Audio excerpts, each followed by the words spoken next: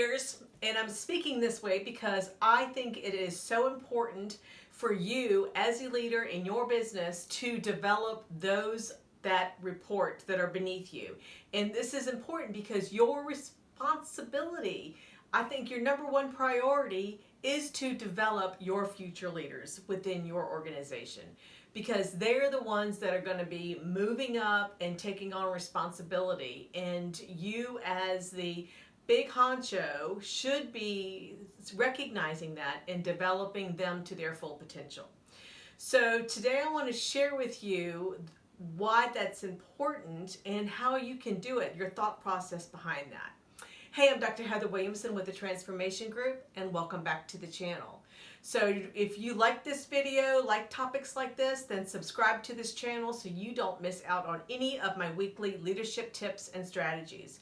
Also, check out my website so you can learn about my Transformational Leader Mastermind, and it is going to be you're surrounded with like-minded people just like you who are wanting to develop their leadership skills so they can become better leaders within their organization. All right, so if you are doing things that are going to help develop your people into leaders, then put in the comment section below what you're doing, because I would love to hear from you. Also, let's get started.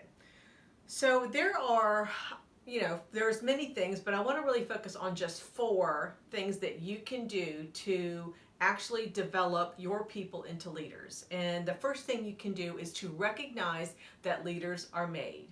And what I mean by that, if you've heard the saying, oh, well, leaders, are they made or are they born? And I personally think, through my experience and obviously my background in psychology, that leaders are made. And I say that because if you have the mindset that leaders are born, then all of them are going to have the same characteristics. Like they're all going to be tall, they're all going to be blue-eyed, they're all going to be white older men, or they're all going to be women. But that is not the case. And I think about my husband when I talk about this, because he's a Marine, and he, boot camp, he went in at 17, and when he got through boot camp, he was an honor Marine in charge of his platoon.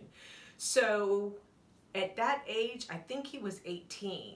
And when you think about the military and what they do to build their leaders, build these young, naive, 18-year-old kids into people who are going to lead platoons, that is amazing. And it's really just teaching them what it means to be a leader. And this is the whole part when I'm talking about leaders are made and not born.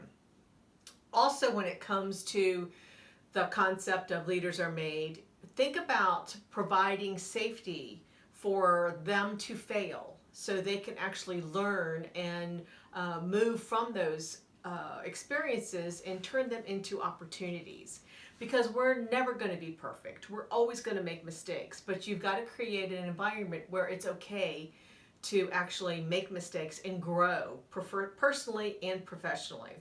Also, when it comes to the 4 ways of how you can develop your people into leaders, the second thing you can focus on is to be a role model. Being a role model is really important, because you have to actually do what you say you're going to do, right? So you're modeling those behaviors, but you also have to actually manage emotions. And when it comes to managing emotions, your people are going to be frustrated, just like you are frustrated when team members don't do what they say they're going to do, or they're just don't behave maybe the way that you think they should behave. And when it comes to managing emotions, it comes down to self-awareness. You have to be acutely aware of how you're going to respond to that situation, or to that person. Also, when it comes to managing that, you have to think about how you're going to turn those imperfections that are going to happen, those mistakes, those errors, into inspiration. And like I said before, none of us are perfect, but if you turn whatever went wrong, like maybe a customer wasn't very happy with something, or the project had a few hiccups in it, teach that employee how to look at it from the perspective of, hey, nothing goes right, but what did we learn from it? And that's creating that inspiration. Or that, hey, it turned out successfully. What did you do to make that happen? And you're inspiring because you're focusing on the good and not the bad. Also, it comes down to managing things when things go wrong as well. And then focus also on others, not yourself. I had this conversation with a friend of mine today where his manager always was focusing on what she's doing, what she is being successful at, what she knows, never taking any interest in him and where he needs help. So always focus on others, not yourself when you are a leader. And also coach and mentor. Part of being a leader is coaching and mentoring those below you. And this is a process that takes time, yes, but the process is that you're linking whatever discussions that you're having to the demands of the job of that person. And you want to actually focus on how they're going to carry out, focusing on those job demands, what they're going to do to carry out their daily tasks. So help them kind of work through that, and you are actually giving them the experience to do that for others as well. The third thing that you can do to develop your employees into leaders is to lead by example. So when it comes to leading by example, your actions speak louder than your words. We've heard this many times before. So if you say you're going to do something, then you do it. If you commit to a meeting, go to the meeting. If you commit to meeting somebody at 3 o'clock in the afternoon to talk about a project, talk about performance, talk about challenges, whatever it is, make sure you honor that meeting.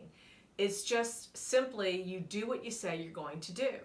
This actually builds trust because they know they can count on you. They know you have integrity. So it all adds up to being, developing into a leader. Also, sometimes we go, well, we're going to do it this way because it's the best way. When it comes to leadership, it's really important to share how the decisions are made. The why behind it. Why is it important to go this route versus this route? So sharing why the decisions are made and how it affects the big picture is really important, because then your leaders, the people that you're developing, are not going to be simply thinking about their own little circle. They're going to start thinking about how it's impacting the department and how it's impacting the company.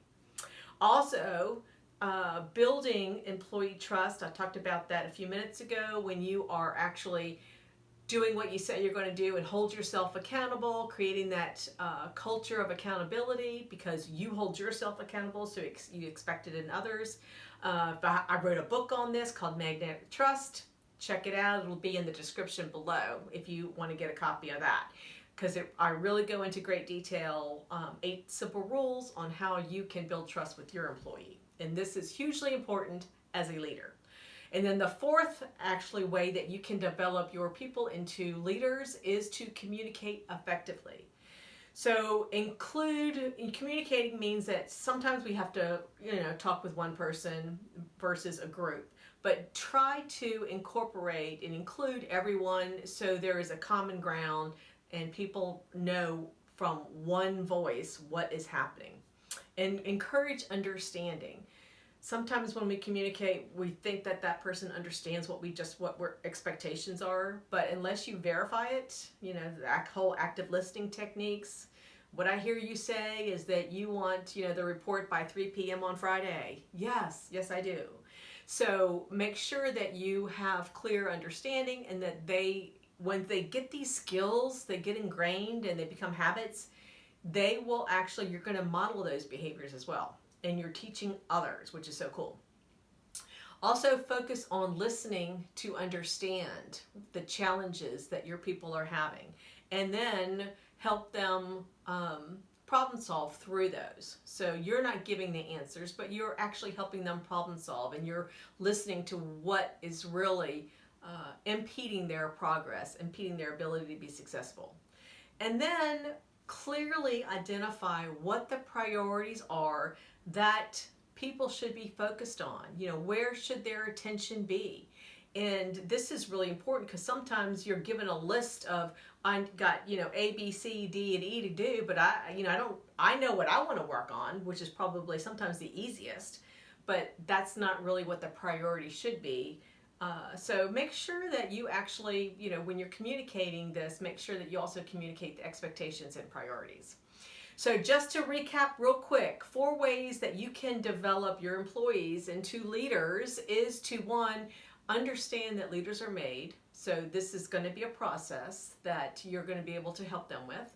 Also, be a role model is the 2nd. The 3rd is to lead by example. And then the 4th is to communicate effectively. So hopefully you've found these 4 tips and ways to actually develop your people into leaders. There are 4. There's a lot of more things that you can do. If you have any questions, feel free to post in the comments below and I'll gladly respond. And if you like this video, like it, click the like button below. Don't forget to subscribe.